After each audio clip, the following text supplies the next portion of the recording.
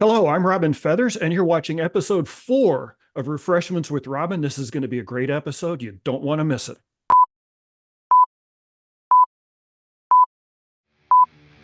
Hi, my name is Robin Feathers, co-owner of Featherly Guitars and FA Amplification. I've been involved in the music business for a really long time, and I've played a few shows, little bass, little guitar, some keyboards and drums on a rare occasion. Somewhere in the middle of all of that, I did 20 years active duty in the United States Navy, most of it aboard aircraft carriers, and saw some really cool places around the world. Over the years, I've built some really cool musical gear.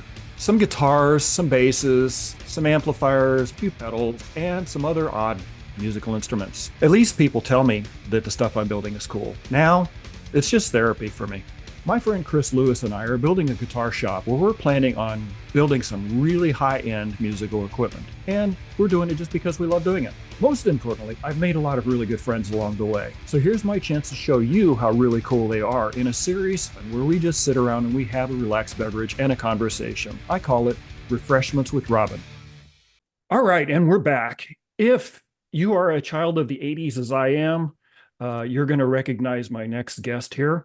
One of the members of the band Undercover. And Undercover was one of those bands that they were in on the forefront of the revolution of rock music back in the 80s with Christian music.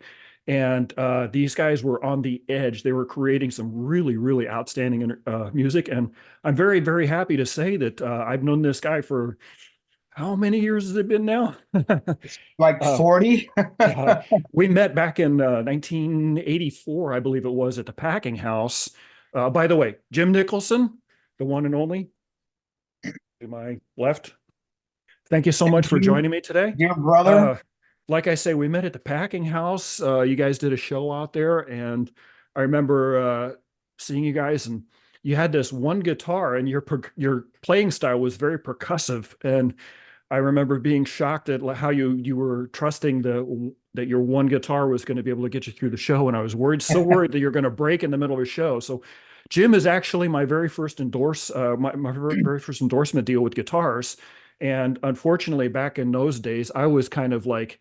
I knew how to build guitars and I wanted to build guitars, but I didn't have a shop. I didn't have machinery or anything like that. I was just kind of by the seat of the pants. Now I'm in a much better position. I do have a building. We're working on building the shop out, and I'm actually in the process of building guitars. So I'm in a much better place right now, and I don't have to do it for a living. I'm enjoying myself. That's awesome. And speaking of that guitar, because I don't know if you're that familiar with Eric Blair, but Eric Blair Project, that's the guitar that I used. And the Yeah, band consisted of myself and Tony Palazzo and Oz Fox yeah, hmm and Fred McGregor on bass. And for the life of me, I'm getting old and my memory is just getting horrible Join the about the club. drummer. But and there's some video out of that. Yeah, Of the couple shows that we did and stuff. And yeah, so yeah, it was really, really good times yeah. back then. By the way, um, blueberry lemonade today. Blueberry, I've got the black Oh, raspberry I icy. love that stuff. Yeah, I drink a lot of that stuff. As a matter of fact, we just got another delivery of it today. I get it by the case. Yeah, Yeah, my fantastic favorite stuff. is the grape raspberry, but of course they were out of it and they had the black. So the black is my go-to after that. Yeah, I like the peach. That's one of my favorites. That one and the fruit Peach. punch. Anyway, Yeah. so you probably don't realize any of this, but I actually started up the company again. Me and my partner Chris Lewis. We're building guitars. We've got a little shop here in Hampton, Virginia, and we renamed it. We were trying to come up with a name for it. Now, back in the days when we were hanging out together back then, right around the time that you guys did 32887, uh, I went and saw you guys at Knott's Berry Farm, and after that, we went to I guess it was Denny's, like 1 o'clock in the Probably. morning or something like that. Yeah. Uh, anyway, I was talking to Sim, and the album credits that I got on Branded had me listed as Featherly Guitars, whereas back then I was going by Feathers Guitars, my last name. And was talking to Sim, and he says, you ought to just keep that name. So fast forward, this is around a year ago, I guess it was, I was talking to my partner Chris, and we were trying to decide what we were going to name our guitar building venture. And we had talked about all the names I'd gone by in the past, and he said, we ought to use Featherly Guitars. So it's Featherly Guitars. I So think that's a great name. yeah, yeah, it is. It's different enough that I don't think there's anybody else out there building guitars as Featherly. So Right. And just don't make uh, them too heavy, or they're going to wonder, misrepresentation. so it's odd you should mention that, and I'm going. So this guitar that I'm getting ready to pull up here has been in every one of the videos that I've done so far. Uh, this is Bonnie and Clyde. This is my personal guitar. I built this one on my back porch, literally right here on my back porch about a year ago, and this thing is just absolutely fantastic. And I name all of my guitars. So if you, I don't know if you can see them, but on the headstock there, it's actually got the names Yep. of them. And my double necks, I'll get two names. So Bonnie and Clyde is what this one's called. But yeah, this one comes in at about 13 pounds. Um, but yeah, we're doing some artisan grade stuff. I'm doing a lot of stuff with wood, trying to get away from painted finishes and stuff like that. I'm just trying to go with oil finishes, but we've got Chris and I have been able to store up some really amazing wood. So um, if you, I'll send you the link to this video, and then you can also see the videos of the shop that we're building as well. So anyway, Awesome. enough about me. Let's talk about you. Um, so you're in Moral Decay right now. Yep. And again, for the people who are watching here, if you're familiar with Undercover at all, the band Moral Decay is actually the alumnus of a lot of people that were at one point in time or another in Undercover. Yeah. So tell me a little bit about how that came about. Well, as it's ironic that I've gone through a lot of things in my life, as you know, Yeah, and my wife Debbie, we were only married 7 months, and she passed away, yeah, and so I wrote some material about that, and Brian Healy, every time something happened in my life, and I would write something, he'd go, "What happened to you this time?" type of yeah, thing, yeah, and so I went through a divorce in 2012 after being married for 22 years. But I thought it was a great marriage and stuff. 2012, like a bomb dropping down on me. mm, It was just over. And so I wrote a bunch of stuff. yeah, And the first song I was just writing ideas, like how I felt. I just needed to it was devastating, yeah, so yeah, I was writing how I felt out. And the first song I wrote, I'm like, I just need to go get this recorded somehow. So I called up John Bakari, and I went up to his studio, and we laid down Prince Charming, which is on the Moral Decay, that first album, mhm, Cold in August. With John, he was great about having me go up there and lay down tracks and stuff. And then Joe got hold of some of the stuff I was writing. He goes, "This is too good to just like sit around. We need to do a record." yeah, So Joe was like, "I'll produce it." So yeah, then I'm thinking, who am I going to get to play on it? And of course, names start popping up. But yeah, I mean, when it comes to like, musicianship and just uh, a camaraderie yeah, of people, of how I felt, and like Rick Alba. I mean, he was on Undercover's first album, and probably wrote the best songs on that album. And he's a phenomenal musician, bass player. His ideas, everything. So I'm like, well, I need to have Rick playing, yeah, and of course Gary on drums. And then yeah, vocally, I was like, Sim was so far away, and that I wanted definitely Sim, but Rob Gallus also, and then Joe did all the keyboard work. right. And so we had such a great time doing the record, and Yeah, I was still writing stuff. So I'm like, well, let's just keep it going. And the yeah, weird thing about the name of the band was, if a lot of you know from Undercover, we did Sim and I started Boys Club in the late mhm, '80s. And one of the names at the time that I threw out there that we were kicking around for a name of a band was Moral Decay. yeah, And but we settled on Boys Club. So this time around, I'm like, you know what? Nowadays Moral DK really it's even more appropriate, I think, now, yeah, uh, to get people to think about where they're at spiritually and morally and everything else. So I kind of went with the name of that. yeah, And we stayed together, and we're working on another album right now. But yeah, all the guys at one point in time were all in Undercover. yeah, Um, and And Undercover still plays and we still do Yeah. stuff. I just saw something on Gary's Facebook page yesterday about how there's a live concert coming out. Now, is that going to be a record or is that just going to be like a video? It's just going to be the video. Okay. And so John Schmaby and Todd Zeller are doing. Yeah. They're going to try to do the documentary on the Orange County, basically Southern California, Orange County Yeah. Yeah. Christian, kind of the punk alternative music scene. Right. Yeah. Um, John and I go way back too. yeah, and He so and I they're used to working work on at, that. So we're part of all that, and the theme of that is just the whole brotherhood of how, yeah. especially with Undercover, all the things that we've gone through as a band, like Joe walking away from his faith, Right. and just just the way that we're still all together. And my youngest son just got married back in Nashville in September, Mhm. and all the guys in the band were there. I mean, my younger son London, he considers Sim and Joe like Uncle Sim and Uncle Joe and Uncle Gary, right? Yeah. Yeah. So of course, they all got invited, and we're all back there, and we're like, well, if we're all here, we might as well do a show. Yeah. Yeah. So um Mike Lawson, we had a great, had a connection to the Five Spot, and we did the show, and we did the video, Mhm. and it turned out pretty good, Yeah. for a bunch of old guys that don't ever play together, Yeah. and just I had a lot of fun. I think it's absolutely amazing that both of us are still kicking in our 60s. I'm primarily playing at church right now, but I do occasionally get out and do some other stuff. I was playing in a hardcore metal band out in Virginia Beach about 10 years ago, I guess now. Actually, it's been more than that. Um, Shoot, it's been close to 20 years ago now. Yeah, that's where I'm at too.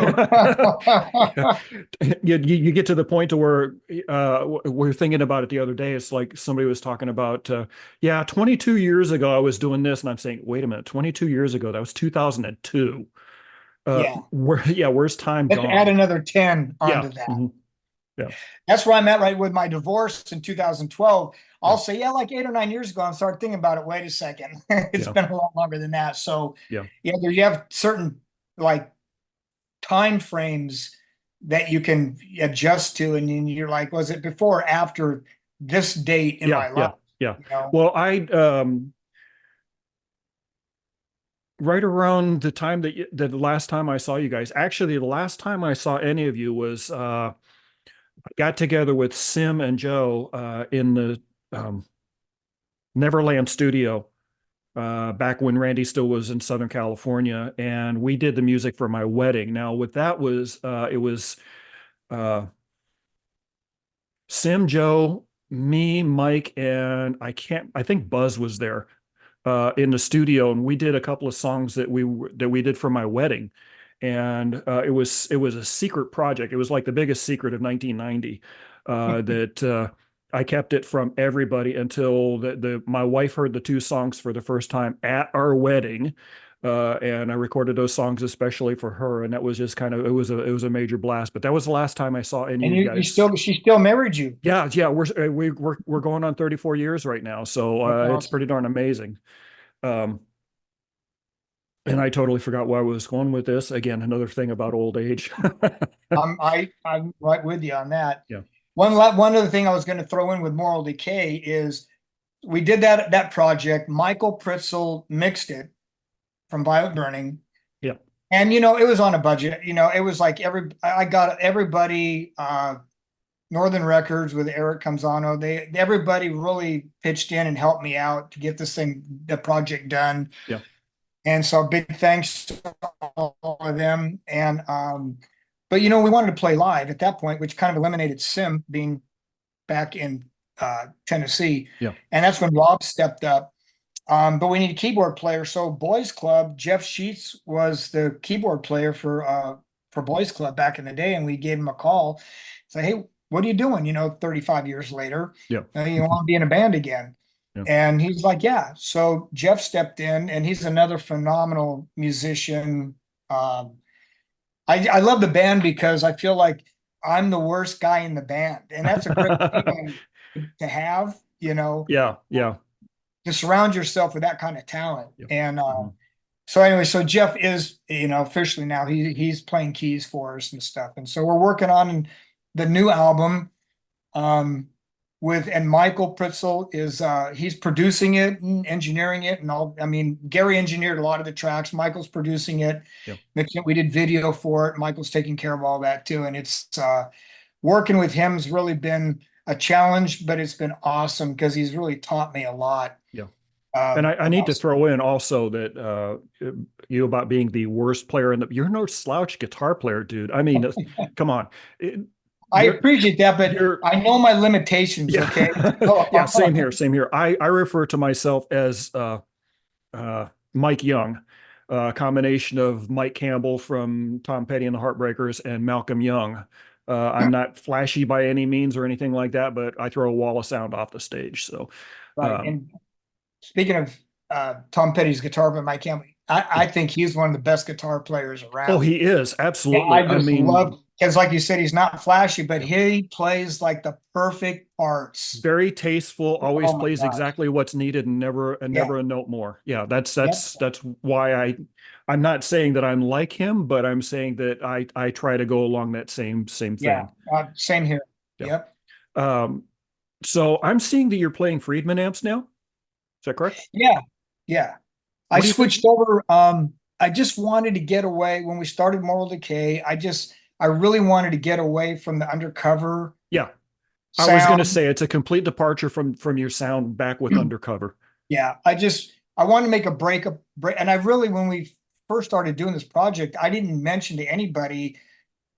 Well, obviously, people that know myself and the guys in the band all know we were in Undercover, but Right. like when we're playing clubs or wherever we're playing the gigs, I just didn't want uh to be associated with Undercover Right. because this is Moral Decay. You know what I Yeah. mean? Yeah. As much as I love Different band. Undercover and as good or bad as people think more Undercover was, I just wanted this as something new and different. I didn't want Undercover fans coming expecting Undercover Yeah. and getting something else. Right.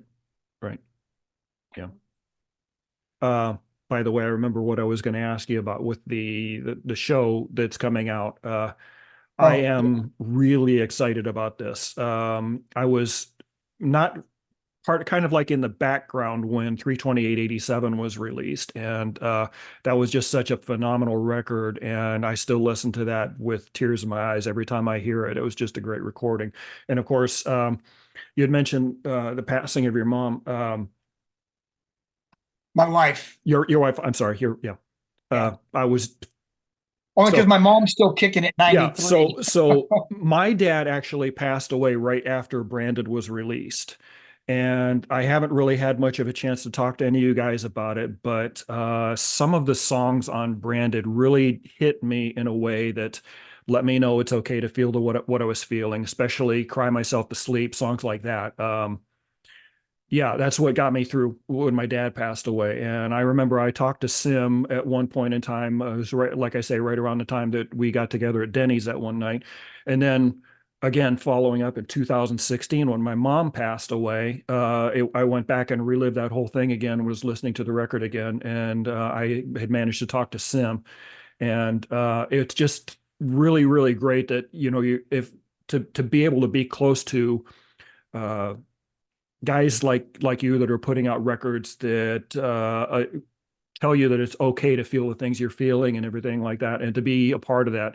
I just have to thank you for carrying me through a part that was really difficult in my life. So I don't know if back in those days if I ever get a chance to tell you about that, but again, I'm really grateful and appreciative of the fact that you were my friend back then. Um, so yeah, I appreciate that. yeah, And it's nice knowing things like that. yeah, And honestly, all of that, that's just God covering everything because yeah, mm, we were just some knuckleheads that were just trying to do what God wanted us to do. You know, I mean, yeah, seriously, and the songs that I write, I really feel like that's something that's God inspired. yeah. And sometimes they don't make sense to me personally. Um, but yet, like you say, they goes out, and that's my prayer all the time is that God, even if it's one song, one person, Yeah. and Yeah. it touches their heart and helps them get through something, makes it all worthwhile. Yeah, I mean, when you write a song, you write it based on where you're feeling right now, and when you get to the audience level, they're going to hear something, you're going to feel something completely different. It's going to have a totally different set of feelings for them. So, yeah, it's really cool when that kind of stuff happens. So where are you musically right now as far as your creativity level? You're writing songs for the band, obviously. Have you been able to do anything that totally expresses Jim, or is Moral Decay pretty much covering that? It's funny you would ask me that. Because 2012, going through the divorce Mm. and writing the Cold and August album, Yeah, really, and working with Joe. Joe really pushes me, yeah, um, because he's so brilliant with, yeah. Joe is a phenomenal musician. Oh my gosh. yeah, and his concepts and just his visions and perception and everything of the songs and where I was at emotionally Yeah, and what I was trying to say. He really, I mean, I rewrote those songs lyrically probably 10 times yeah, because he would look at him and go, "What are you trying to say here?" yeah, And it'd be like back to the drawing board. yeah, And so that album never would have been anything like it was without him. It wouldn't have been anything like yeah, that. And that pushed me to keep going. So, yeah. and then working with Michael Pritzel is another push. And so I was still writing. And then I got involved like about 2 years ago. I got involved in a Bible study that has completely changed my life. Mhm. And it's not like any Bible study that I've ever experienced before. And I've been to a lot of Bible studies. I mean, a Yeah, lot of stuff. I mean, I became a Christian at Calvary Chapel, Costa Mesa with Chuck Smith, yep. went to Mhm. Vineyard with John Wimber, went to Chuck Missler's Bible studies and Greg Laurie's and, Mhm. Jimmy. I mean, all that stuff that like we all did. Yeah.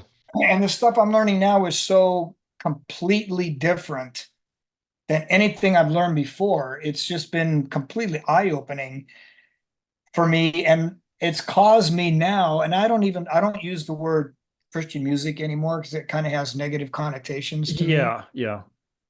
so I call Mhm. it faith music at this Yeah, point. yeah.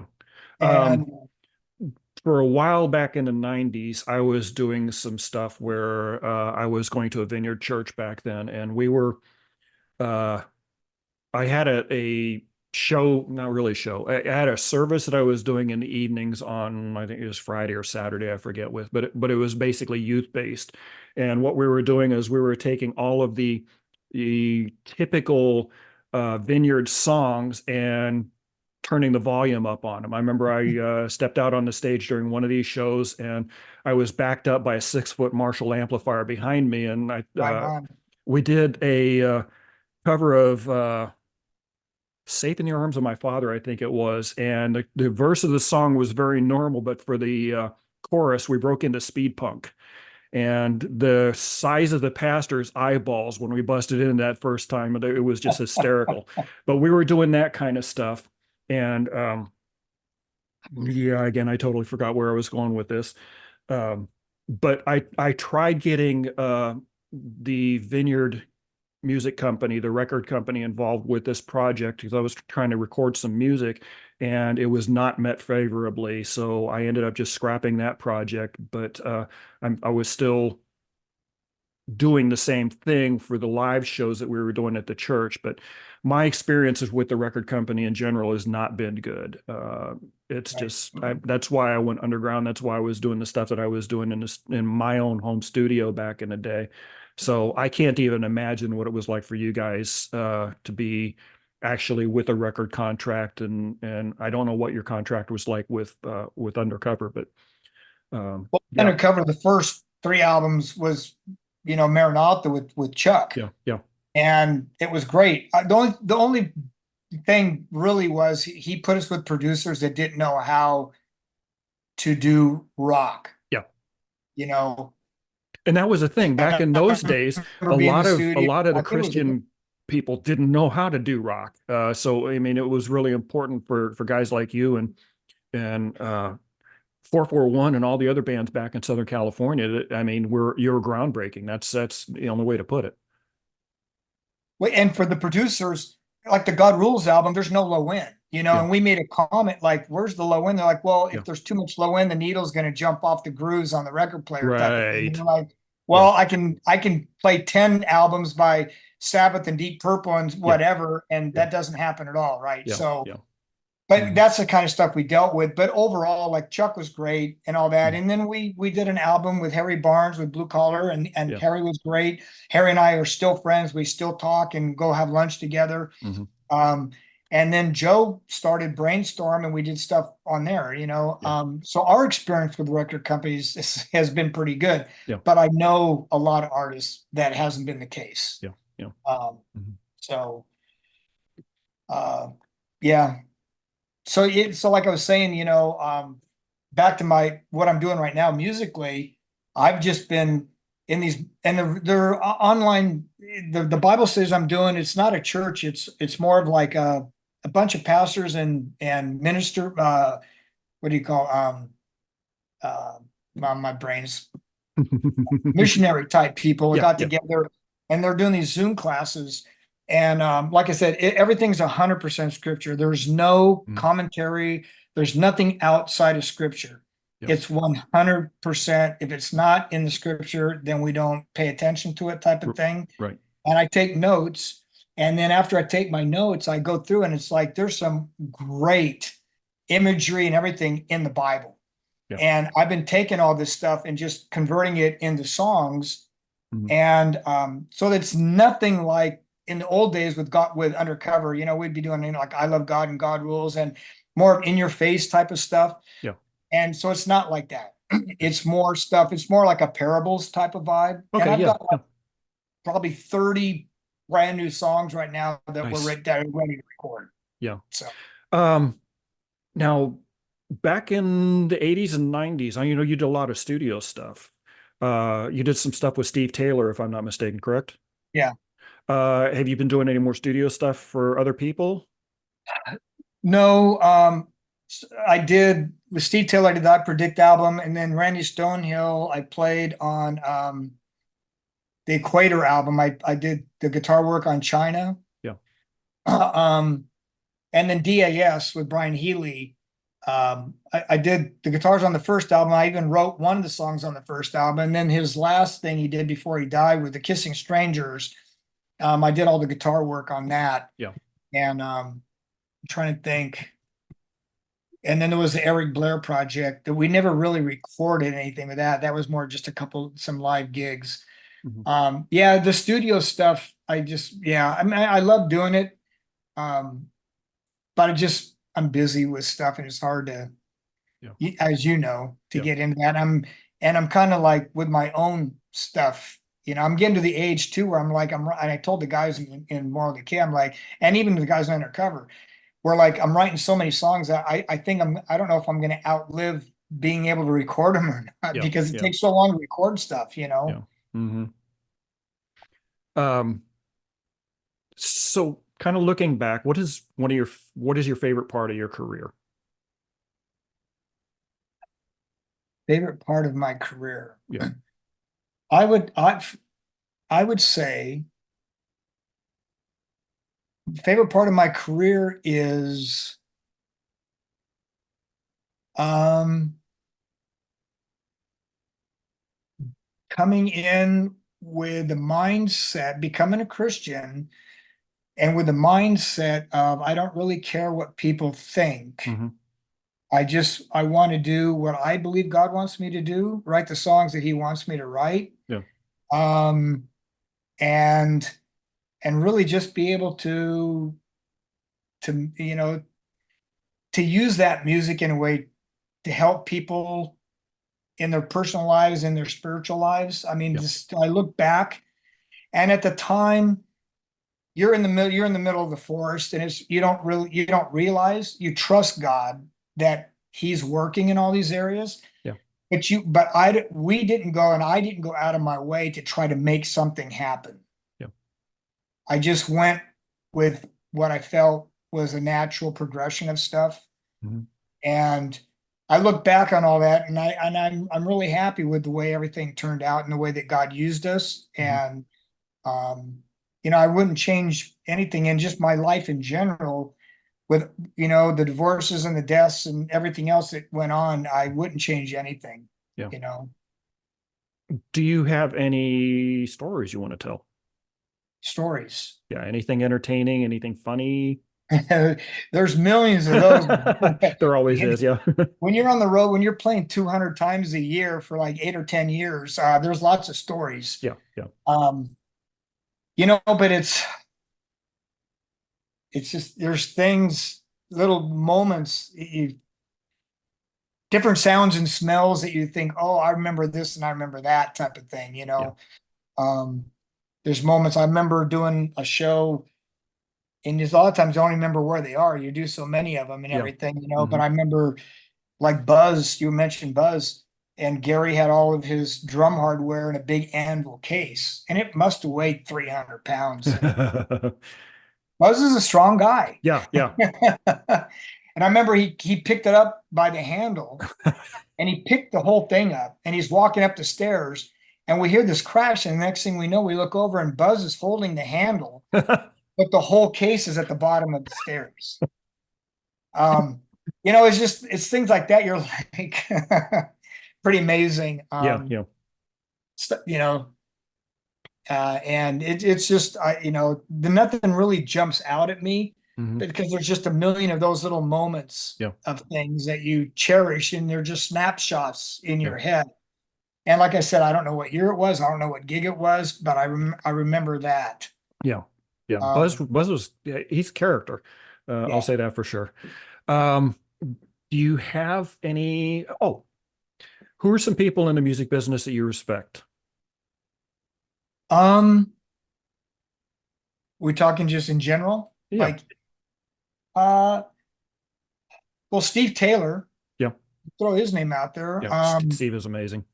I toured with him. We did a European tour in 1987, Hmm. and he and his wife are just the whole band was great. Yeah. Great Now, guys. with Steve, on my first deployment, now I don't know how much you know about my military career, but I joined the military in 1992. Served 20 years in the Navy, working aboard aircraft carriers.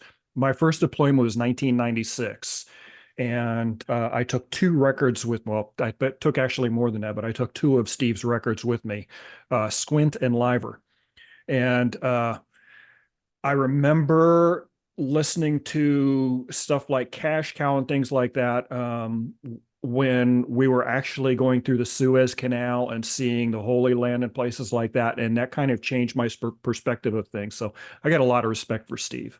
Yeah. Uh, just an absolutely amazing musician and just one of the funniest lyricists I've ever seen.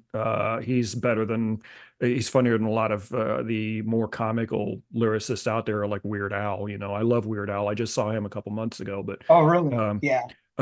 yeah, Steve is absolutely amazing. Yeah, but there's really most of the guys. I mean, there was working with Michael Pritzel the last couple of years on this. I have a ton of respect for him. Yeah, And Joe, I mean, I almost hate throwing his name out there because he and I have been best friends since we were like sophomores in high school. yeah, So it's yeah, kind of a gimme, yeah. but realistically, he is. He's one of those kind of guys. And the Yeah. list goes on and on and on. Well, the But thing about Joe is I can name two people.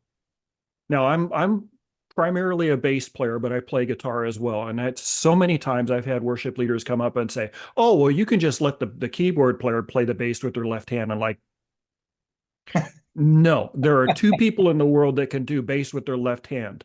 One, Ray Manzarek. I was good. Two, I was going to say, two, Ojo Taylor.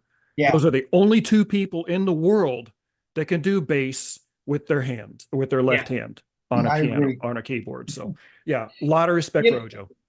And for me, I wouldn't have asked the guys in Moral Decay to be in Moral Decay and do the album, and I'm including Sim in this too, if it wasn't that I didn't have a ton of respect for him, Yeah, yeah. you know. So Mhm. Okay, well, we're getting ready to run out of time here. Jim, first of all, it's been freaking amazing catching up with you after all these years. I have to say, I would love to come to one of your shows. I know you've invited me to several of your shows, but I'm about 2,400 miles away. So it's a little difficult to get there. we If would I'm probably ever, rather come to you than you come to us. that would be awesome. I would love to have you guys out here. I'll even throw you a barbecue.